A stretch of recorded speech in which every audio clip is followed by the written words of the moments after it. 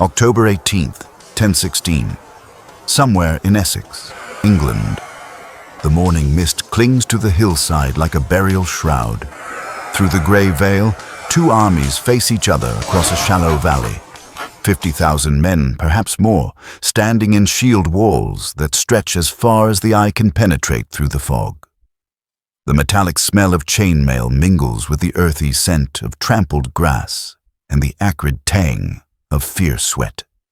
A Saxon warrior named Godric shifts his weight, his calloused hands slick on the ash shaft of his spear. He is 23 years old, though he feels ancient this morning.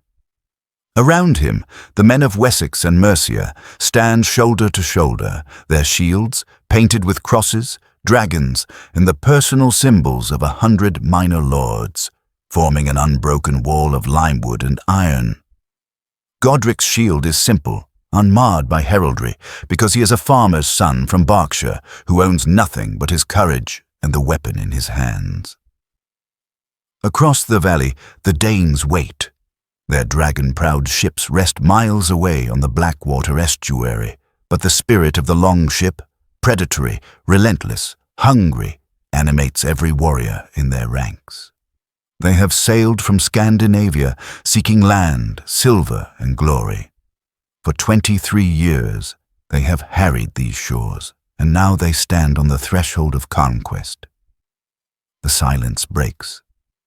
A raven, Odin's messenger, the Danes would say, releases a harsh cry as it wheels overhead. Then, from the Danish lines, a sound begins. The slow, rhythmic beating of axe heads against shield rims. Boom, boom, boom. A death drumbeat that reverberates through the earth and into the bones of every English warrior. This is the moment before Assandun. Before the shield walls crash together like tidal waves of wood and iron. Before the field runs red. Before England's fate is decided not by politics or diplomacy, but by which men can endure the longest in the grinding, terrible arithmetic of close quarters slaughter. What happens in the next few hours will determine whether England remains English or becomes the westernmost province of a Scandinavian empire. Two kings stand on this field, each bearing the title King of England, each determined that only one will leave as such. This is the story of how an empire was won and lost in a single autumn day. This is the Battle of Assandun. To understand what brings 50,000 warriors to a killing field in Essex, we must first understand the two men who command them. Edmund Ironside stands with his household troops at the center of the English line. At 26 years old, he is a warrior king in the oldest tradition, a man who has earned his epithet Ironside through 7 months of nearly continuous warfare. Tall, broad-shouldered, with arms thick from wielding sword and axe since boyhood, Edmund represents the last desperate defiance of Anglo-Saxon England. Professor Margaret Ashworth of Cambridge University observes, Edmund Ironside is one of history's great what-ifs. Had he prevailed at Assandun, he would be remembered alongside Alfred the Great as a savior of England. Instead, he's a footnote, a brave footnote certainly, but a footnote nonetheless. Edmund's path to this battlefield began in tragedy. His father, Ethelred II, remembered by history with the unfair nickname the Unready, died just 7 months earlier, on April 23, 1016 in London. Ethelred's 37-year reign had been a catalogue of disasters. Viking invasions met with tribute rather than resistance, political fragmentation, and the gradual erosion of royal authority. By the time of his death, much of England had already acknowledged the Danish prince Canute as their king. But Edmund refused to yield. Where his father had been indecisive, Edmund was bold. Where Ethelred had paid Danegeld, Edmund raised armies. In the spring and summer of 1016, Edmund had waged a campaign of remarkable energy, fighting battles at Penselwood, Sherston, and Brentford. He had relieved London from Danish siege not once, but twice. He had marched his armies the length of England, gathering supporters and striking at the Danes wherever he could bring them to battle. Edmund's 1016 campaign is one of the most impressive military performances of the early medieval period, notes Dr. James Hendrickson, military historian at Oxford. He was constantly outnumbered, operating in a kingdom where many lords had already made their peace with the enemy, yet he kept an army in the field and kept fighting. His energy was superhuman. Yet for all his victories, Edmund could never strike the decisive blow. Each time he defeated a Danish force, Canute would withdraw, regroup, and return. The Danish king had resources Edmund could not match, a fleet that gave him strategic mobility, fresh troops from Scandinavia, and the wealth of conquered territories to pay his warriors. Which brings us to the man facing Edmund across the valley. Canute Sveinsson, known to history as Canute the Great, is just 21 years old, 5 years younger than his rival. Yet he commands with a precocious confidence that belies his youth. Lean and fair-haired, with the sharp features of his Danish ancestry, Canute has been groomed for kingship since childhood. He is the son of Sweyn Forkbeard, who briefly conquered England in 1013, and he sees the English crown as his birthright. But Canute is more than a brutal Viking raider. He is a sophisticated politician and strategist who understands that England cannot be held by the sword alone. Throughout 1016, even as his armies ravage the countryside, Canute has been building political alliances. English lords who see the writing on the wall have joined his cause. Even some clergymen, pragmatic men who understand that churches need protection, regardless of whether the king speaks English or Danish, have acknowledged his claim. Canute represents a new kind of Viking, explains Dr. Sarah Chen, specialist in Anglo-Scandinavian relations at Durham University. He's not interested in raiding and leaving. He wants to build something permanent. He wants to be remembered not as a conqueror, but as a legitimate king. But first, he has to deal with Edmund, and Edmund simply will not stop fighting. Standing beside Canute on the Danish side is a man whose decisions will shape the day's outcome. Edric Streona, Earl of Mercia, is the most controversial figure on the battlefield. An Englishman by birth, Edric had been Ethelred's chief advisor and son-in-law. He is in his early 40s, a survivor in a dangerous age, a man who has mastered the art of changing sides at precisely the right moment to preserve his power. Edric had initially supported Edmund after Ethelred's death. He had fought beside the new king at Sherston in the summer, commanding the Mercian contingent. But Edric has cold eyes and a calculating mind. He sees Edmund's cause as doomed, and Edric Streona does not back doomed causes. Sometime in late summer or early autumn. The exact date is lost to history. Edric made his decision. He would betray Edmund and join Canute. The Anglo-Saxon Chronicle, written by monks who despised Edric, records his character with bitter clarity. No greater folly was ever agreed to than that was. They are referring to Ethelred's decision to trust Edric, but the epitaph serves for the man's entire career. He is brilliant, capable, utterly without scruple, and absolutely critical to Canute's strategy. These three men, Edmund the Indomitable, Canute the Ambitious, and Edric the Betrayer, are the architects of what will unfold at Assandun. But they are not the only players in this drama. Among the English ranks stands Ulf Setel Snillinger, the Earl of East Anglia, a grey-bearded warrior in his 50s who has been fighting Vikings since before Edmund was born. His earldom has been ravaged repeatedly by Danish raids, and he has personal reasons to hate the men across the valley. He commands the East Anglian contingent, hard men from the coastal regions who know Viking tactics intimately, because they have survived them. There is Godwine, a young Thegin from Sussex, recently married, who fights today because his king has called and because oath-breaking is unthinkable to men of his class. His wife, Ælfgifu, is 6 months pregnant. She waits in their hall, 40 miles south, where she cannot hear the sounds that will soon echo across this valley.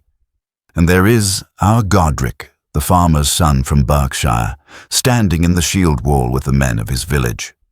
Godric is illiterate, owns no land, and will never be mentioned in any chronicle.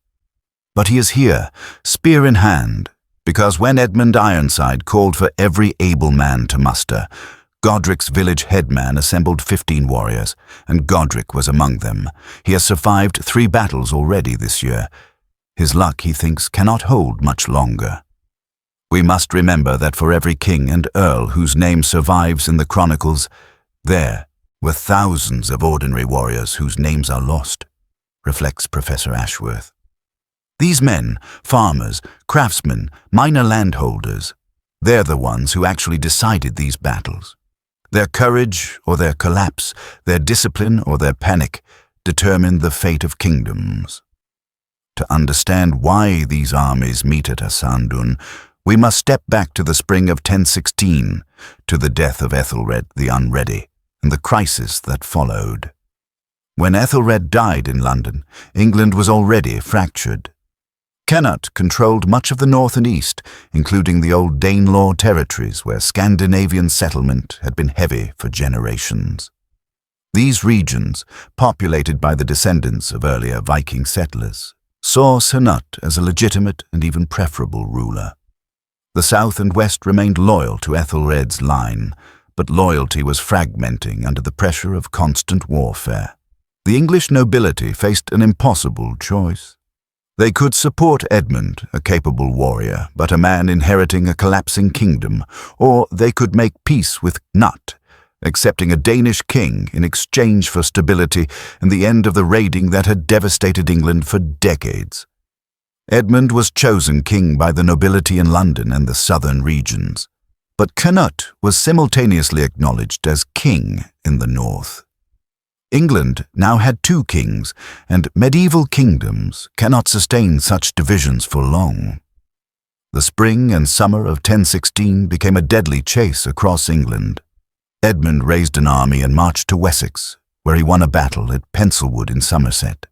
He then moved north to confront Canute, and the armies clashed at Shurston in Wiltshire, a brutal 2-day engagement that ended inconclusively, though both sides claimed victory.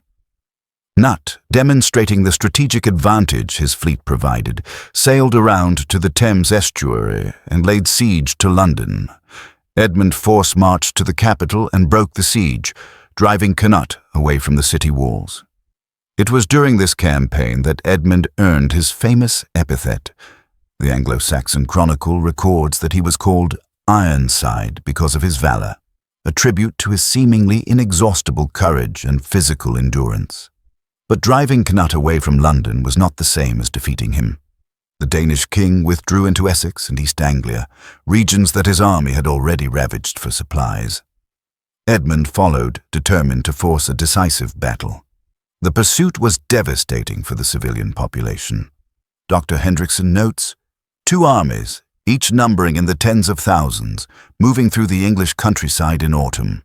The logistical impact was catastrophic. These armies consumed everything in their path. Grain stores for the winter, livestock, anything of value.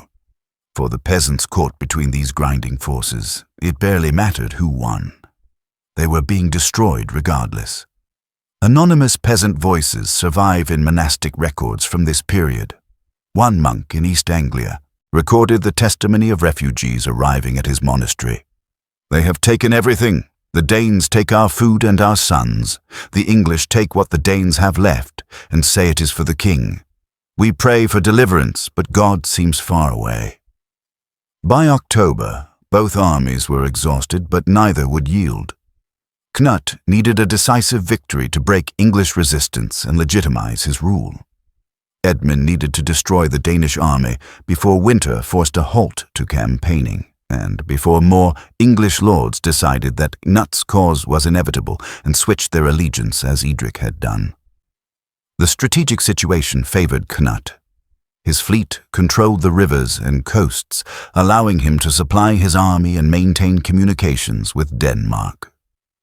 Fresh Danish warriors continued to arrive throughout the autumn.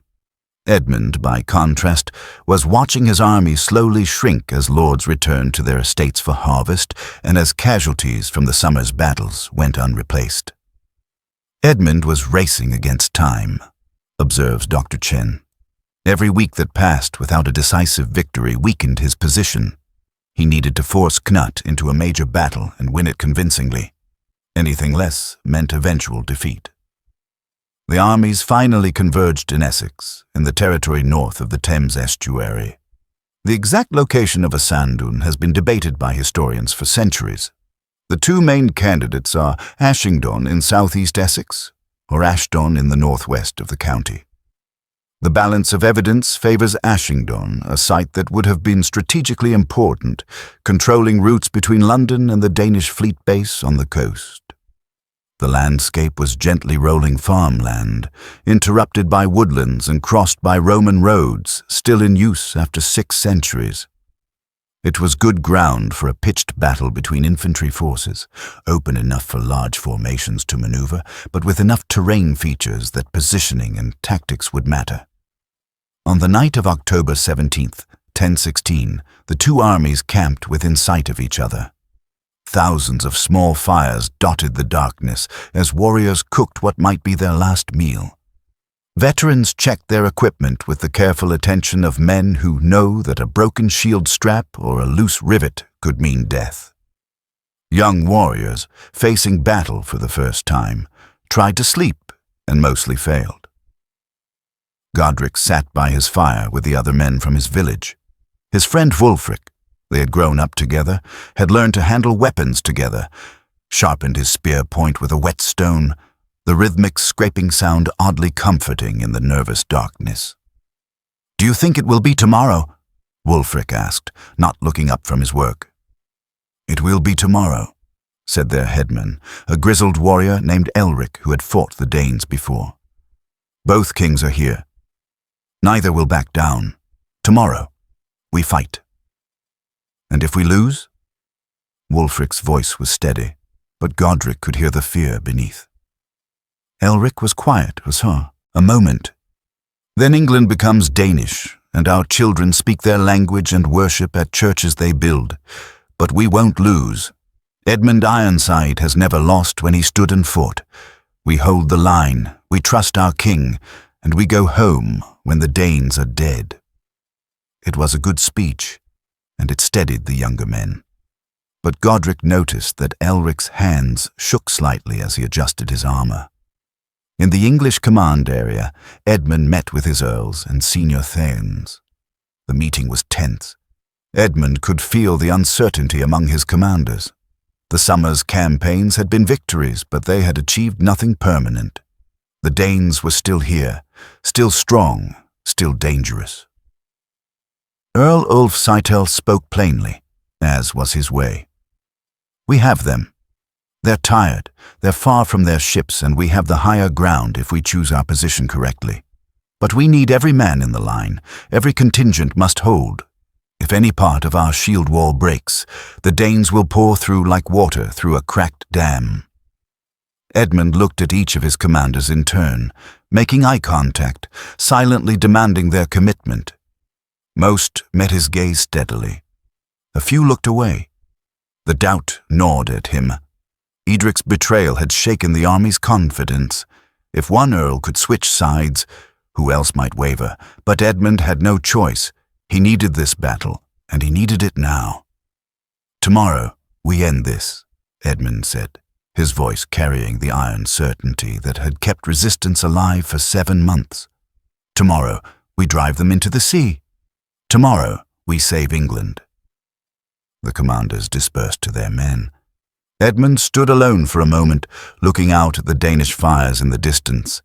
He was 26 years old, and he was about to stake everything on a single day's battle.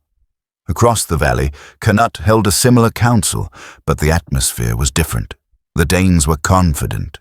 They had Edric's Mercians reinforcing their line, 3,000 fresh troops who knew English tactics intimately. They had veterans who had fought in raids from Ireland to the Baltic. And they had Canute, young but already proven in battle, already showing the strategic acumen that would eventually make him ruler of an empire stretching from England to Norway. The English will fight well, Canute told his commanders. Edmund's men believe in him, and desperate men are dangerous, but we have the advantage. We have Edric's forces on their flank. When the moment comes, we strike the weak point, we break their line, and we finish this. A Danish jarl named Thorkel the Tall, a legendary warrior who stood nearly 7 feet and had been raiding England since before Canute was born, grunted his approval. The English are brave, but bravery doesn't matter when your shield wall collapses. We've broken their fathers. Tomorrow, we break them. The council ended with a ritual that would have seemed barbaric to Christian English observers. The Danish commanders sacrificed a horse to Odin, the god of war and death, reading omens in the pattern of blood.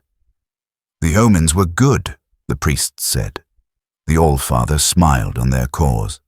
Whether the gods truly cared about this patch of English farmland is unknowable, but the ritual steadied the warriors, gave them confidence, made them believe that supernatural forces supported their cause. And in battle, belief can be as important as steel. If you appreciate stories like this, the forgotten battles that shaped our world, the ordinary people caught in extraordinary circumstances, the moments where history pivoted on the courage or failure of individual men and women, then consider subscribing to Not Nostalgic History. We bring these stories to life with the detail, drama, and historical rigor they deserve. Hit that subscribe button and join a community of history enthusiasts who understand that the past isn't dead. It's not even past. New episodes exploring the battles, betrayals, and triumphs that forged our world are released weekly.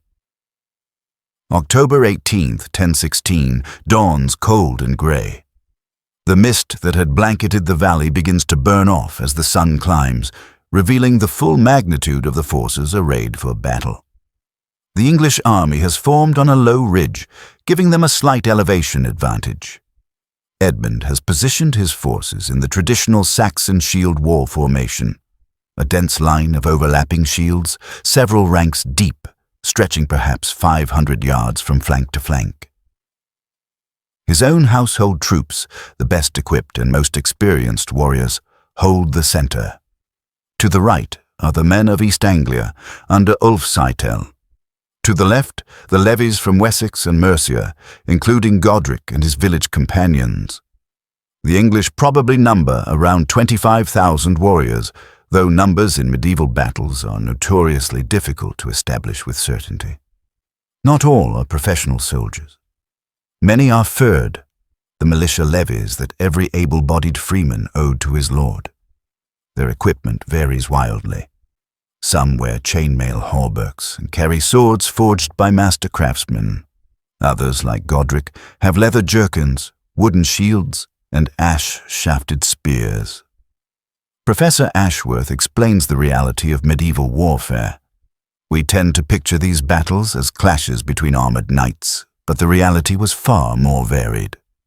The majority of warriors were semi-professional at best, men who farmed or practiced a trade most of the year and fought when called upon. Their training was basic, their equipment adequate, but not exceptional. What made them effective was collective discipline, the shield wall formation that transformed individual warriors into a single defensive organism. The Danish army faces them across perhaps 300 yards of open ground. Canute has also formed a shield wall, the basic tactical formation of Norse warfare.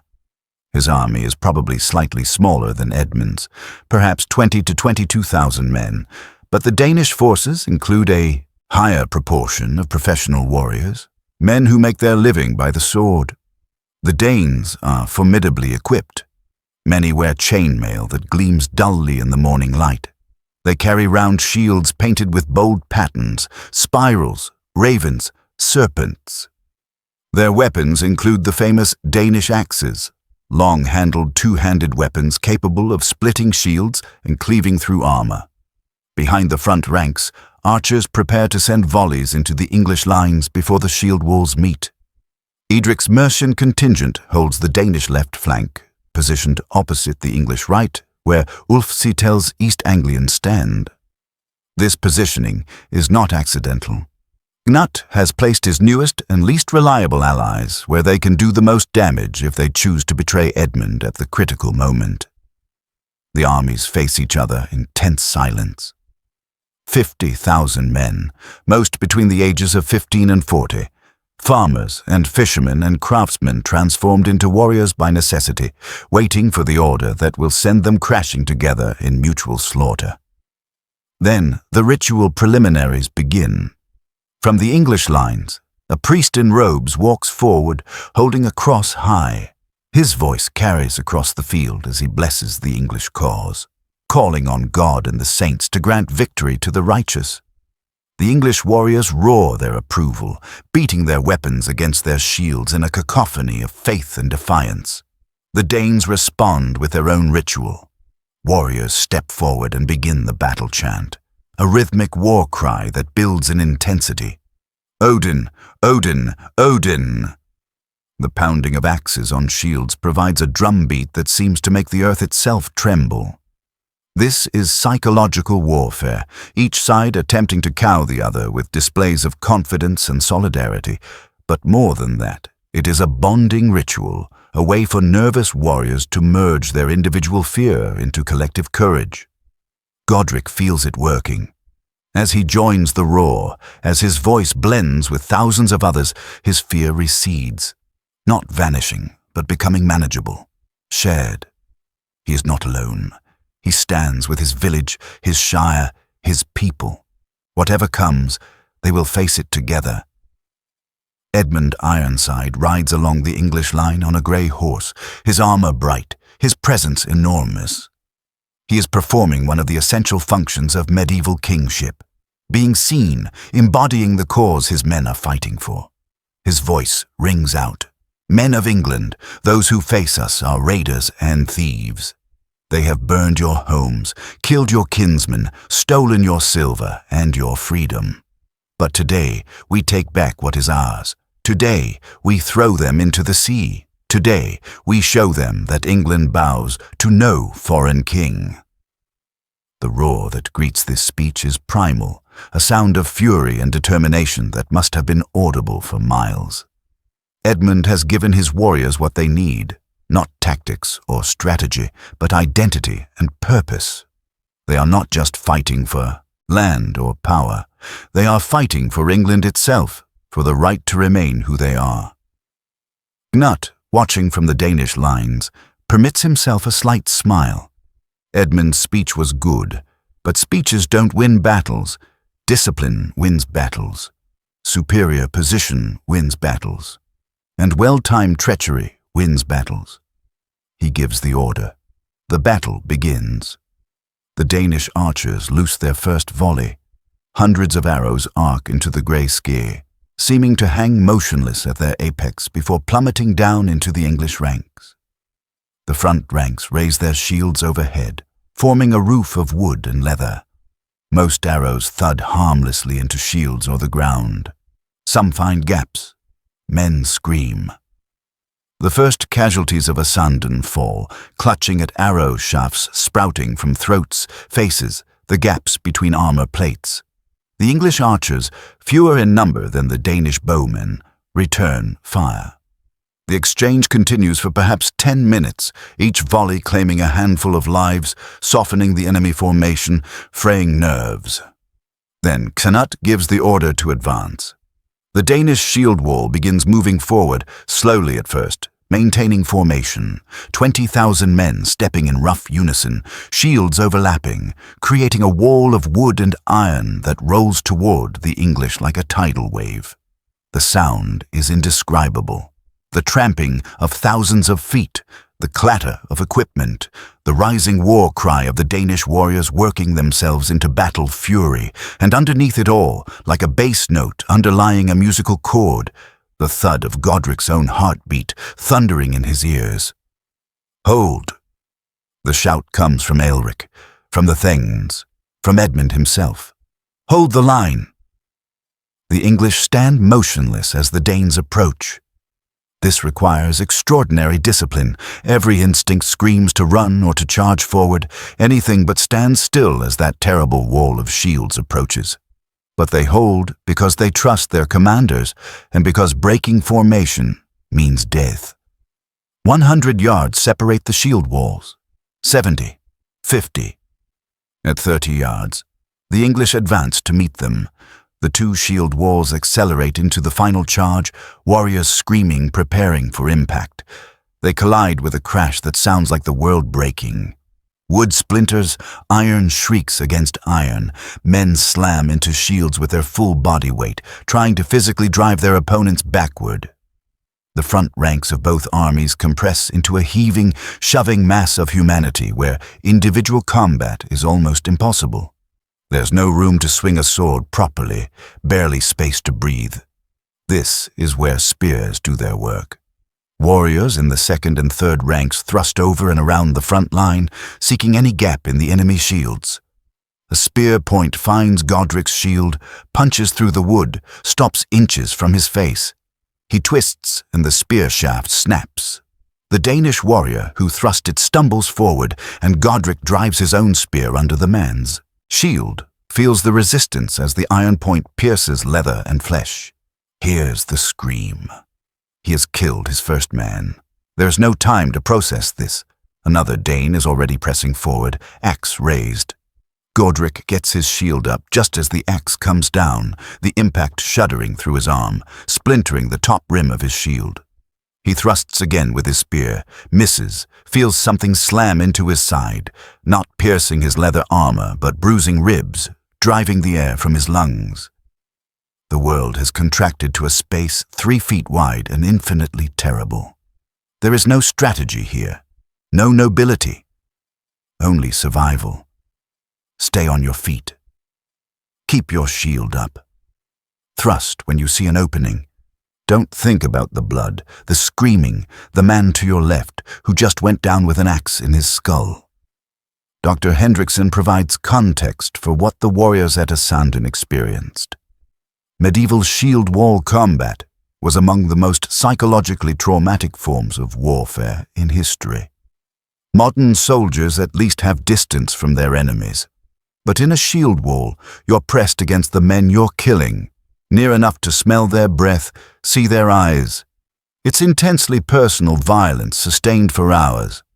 The psychological casualty rate was probably as high as the physical. For 2 hours, the shield walls grind against each other with neither side gaining advantage. Men fight until their arms are leaden, until their shields are splintered wreckage, until they can barely stand. When warriors fall, from wounds, exhaustion, or simply being knocked down in the press, those behind step forward to fill the gap. The line must hold.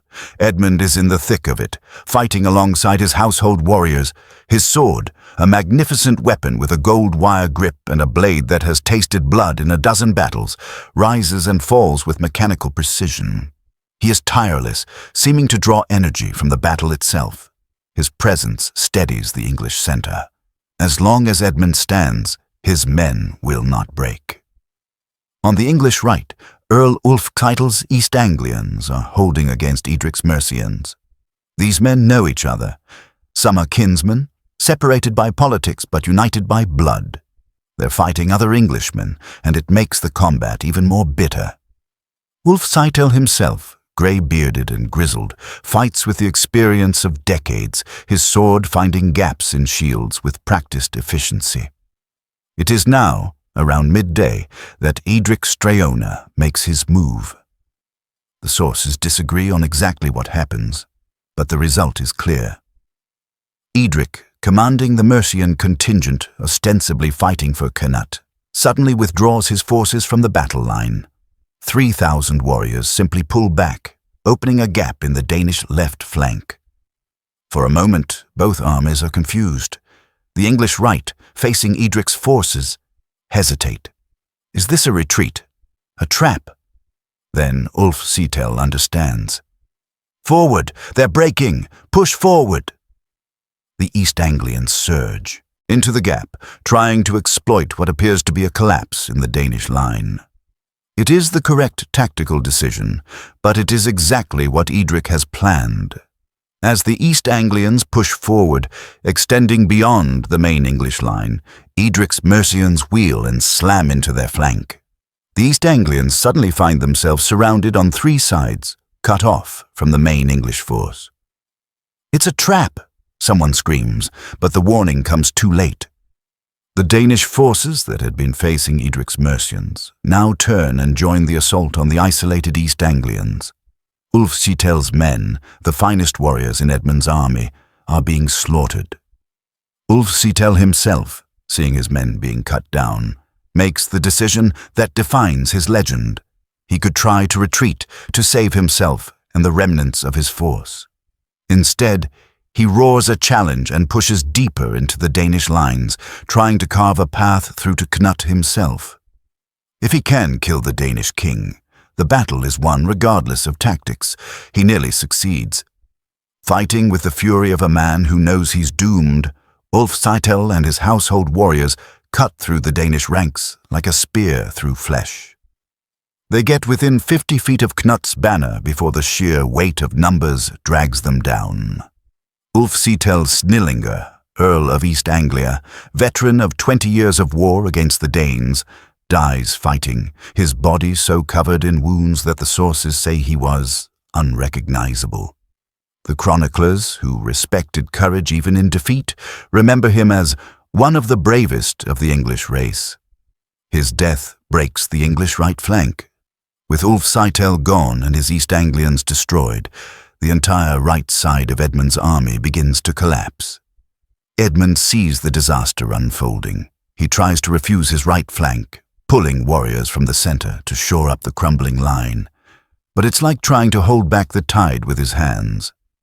The Danish forces are pouring through the gap, rolling up the English line from the flank. The young Thing Godwine, fighting desperately in the disintegrating English right, sees his companions falling around him. He takes a spear thrust through his thigh and goes down, blood soaking through his trousers. A Danish warrior stands over him, axe raised for the killing blow. Then something crashes into the Dane from the side.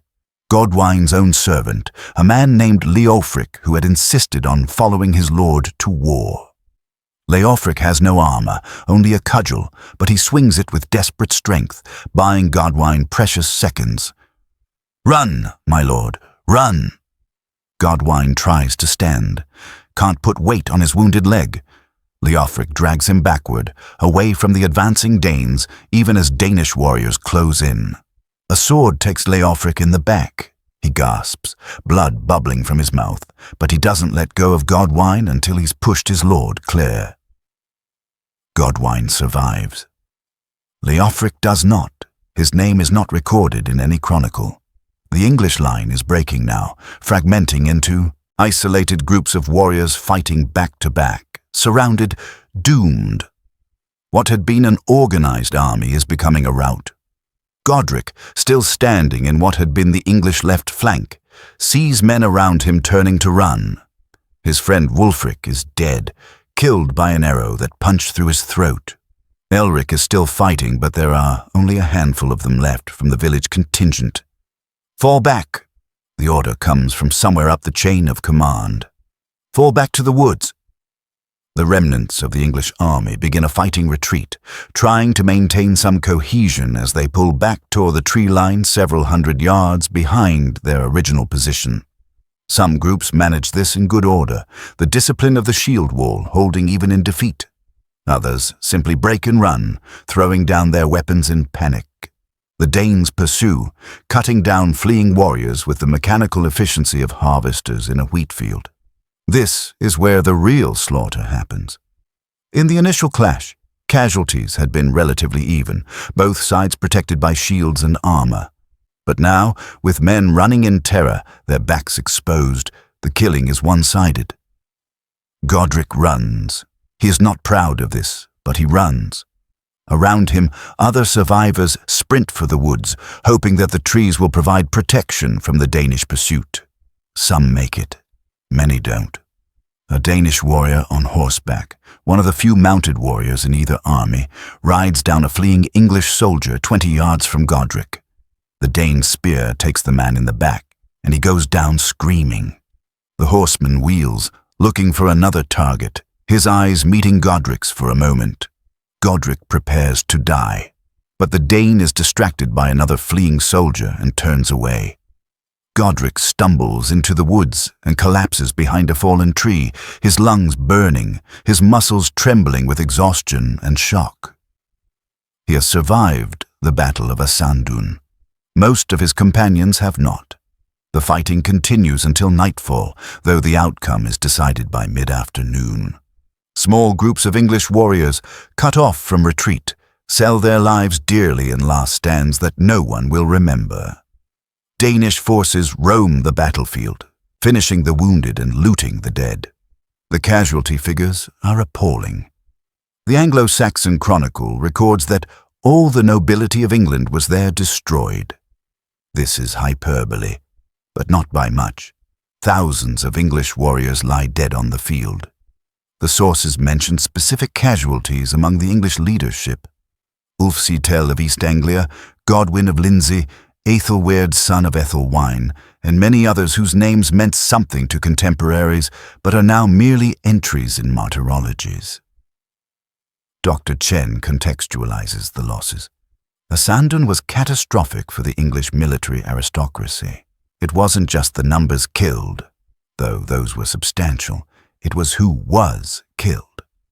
Experienced commanders, earls with the wealth and authority to raise armies, the men who formed the leadership class of Anglo-Saxon England. Their loss decapitated English resistance. Edmund escapes the field with a remnant of his army, perhaps 5,000 men. He retreats to Essex, his mind already working on how to rebuild, how to continue the fight. His epithet, Ironside, is well earned. His capacity to endure defeat and return to battle seems limitless. But something has changed. The losses at Assandun are too severe to replace quickly. The political calculus has shifted decisively. English lords who had remained neutral or quietly supported Edmund now see Knut's victory as inevitable. The trickle of defections becomes a flood. Knut, for his part, does not immediately pursue Edmund into Essex. The Danish army is also exhausted, and Knut is too good a strategist to overextend his forces. Instead, he consolidates his control over the territories he has won. East Anglia, Mercia, and Northumbria all acknowledge him as king. English lords come to his camp to make their submissions, bringing oaths of loyalty and hostages as surety. The rewards flow. Edric Streona, whose betrayal made the victory possible, is confirmed in his position as Earl of Mercia and showered with silver. Canute keeps his promises to those who serve him. It is a lesson that other English lords note carefully. Within weeks of Assandun, representatives from both sides meet to negotiate. Medieval warfare, for all its brutality, operated within certain political frameworks. Total annihilation of one's enemy was rarely the goal. It was better to reach an accommodation that both sides could accept. The negotiations take place on the island of Alney in the River Severn, neutral ground between Edmund's territory in Wessex and Knut's conquests. The agreement they reach reflects the reality on the ground. England is divided. Knut receives everything north of the Thames. Roughly 3/4 of the kingdom. Sir Edmund retains Wessex and perhaps Kent, the heartland of the ancient West Saxon monarchy. The agreement also stipulates that whichever king survives, the other will inherit the entire kingdom. It is a face-saving formula that acknowledges what everyone knows. Edmund cannot win, but he can at least die as a king rather than a fugitive. He does not have to wait long. On November 30th, 1016, just 43 days after Assandun, Edmund Ironside dies in Oxford. He is 26 years old. The cause of death is uncertain. Some sources suggest natural causes, perhaps infection from wounds received at Assandun or earlier battles.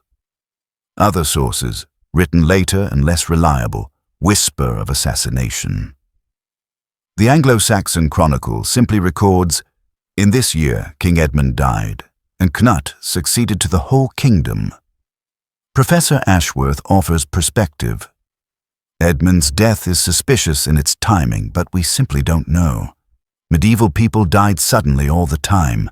Infections, diseases we can now cure easily. Complications from minor wounds. Was he murdered? Possibly. But he also could have died from any number of natural causes exacerbated by months of continuous campaigning and multiple battle injuries. With Edmund's death, Canute becomes undisputed King of England. The Anglo-Saxon dynasty that had ruled since Alfred the Great's time is displaced. The Viking conquest that began as raids in the 790s reaches its culmination. England is now part of a Scandinavian empire. The immediate aftermath of Assandun and Canute's consolidation of power was brutal. Canute could not afford to leave potential rivals alive. In 1017, in a purge that shocked even contemporaries hardened to violence, Canute eliminated much of the remaining Anglo-Saxon nobility. Edric Streona, despite his service at Assandun, was among those executed. Canute reportedly told him, "You have betrayed your king once. I will not give you the opportunity to betray me." Edric's severed head was displayed on the walls of London as a warning. The man who had shaped the outcome at Assandun ended his life as a cautionary tale about the wages of treachery. But Canute was more than a brutal conqueror. Having secured his throne with the sword, he proceeded to govern with surprising wisdom.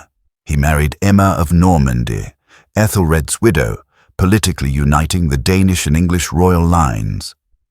He confirmed English laws and customs, positioning himself as a legitimate English king rather than a foreign occupier.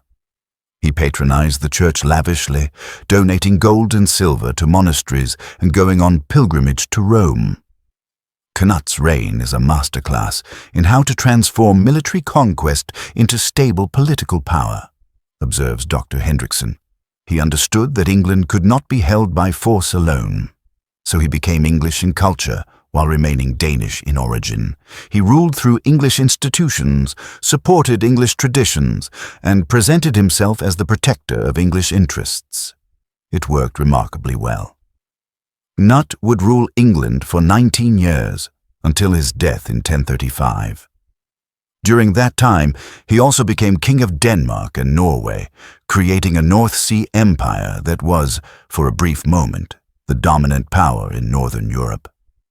He was succeeded by his sons, though his dynasty would ultimately prove short-lived. By 1042, the English throne had returned to the Anglo-Saxon line in the person of Edward the Confessor. But the world Assandun created shaped England permanently. The battle's outcome accelerated the integration of Danish and English cultures, creating a hybrid society that was neither purely Anglo-Saxon nor purely Scandinavian. English language absorbed Scandinavian vocabulary. English law incorporated Danish legal concepts.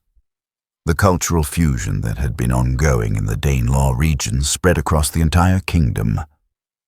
The political lesson of Assandun was equally profound. England could be conquered. The island that had defeated Roman invasions, that had survived wave after wave of Viking raids, could fall to a determined invader with sufficient resources and leadership. This lesson would be remembered 50 years later when William of Normandy, himself a descendant of Vikings who had settled in northern France, planned his own invasion. There's a direct line from Assandun to Hastings, argues Professor Ashworth. Canute's conquest proved that England was vulnerable to a well-organized amphibious invasion led by a capable commander. William certainly knew this history. The strategic template for 1066 was established in 1016. What became of the individuals who survived Assandun? Godric, the farmer's son from Berkshire, made his way home in the weeks after the battle. He returned to find his village diminished. Of the 15 men who had marched out in the spring of 1016, only 4 returned. Godric resumed his life as a farmer, but he was changed.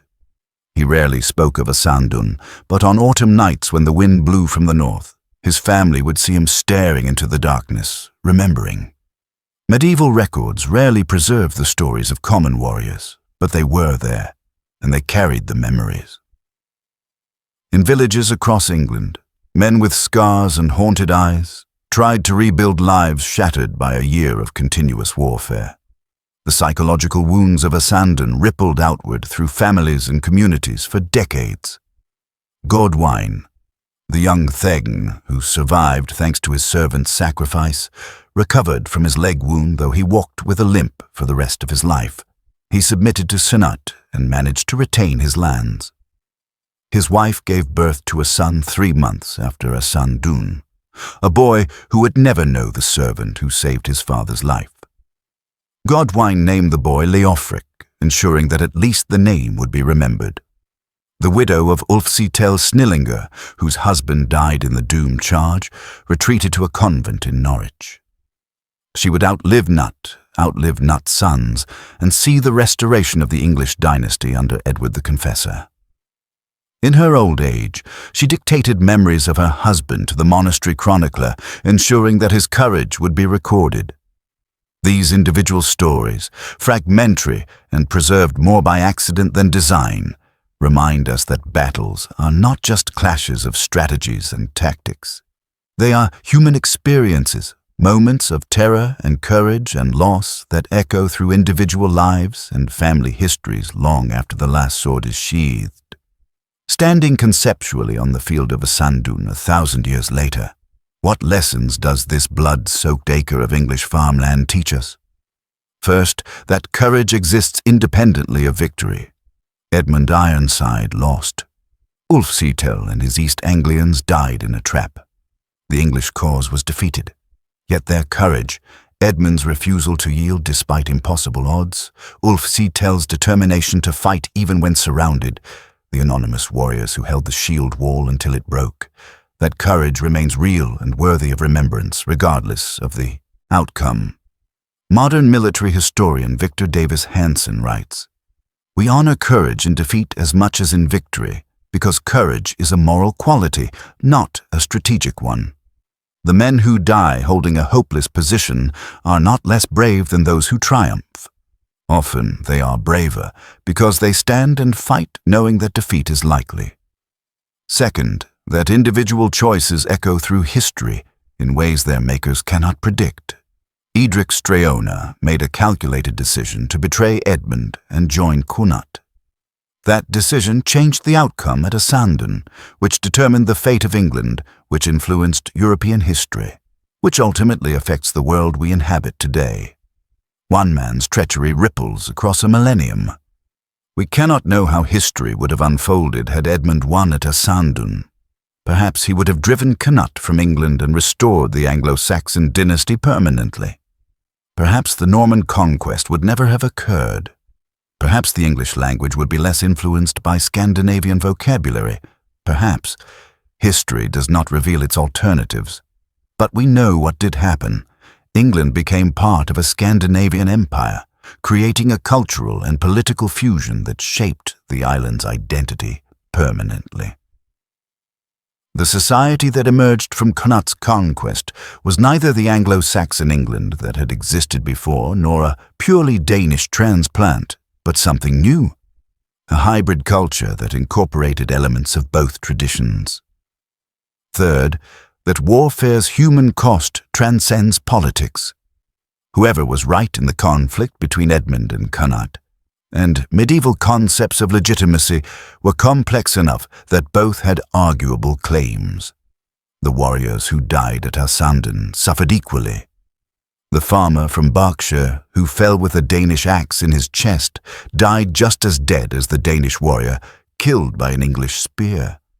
Their pain, their fear, their final moments, these were universal human experiences, regardless of which king they served.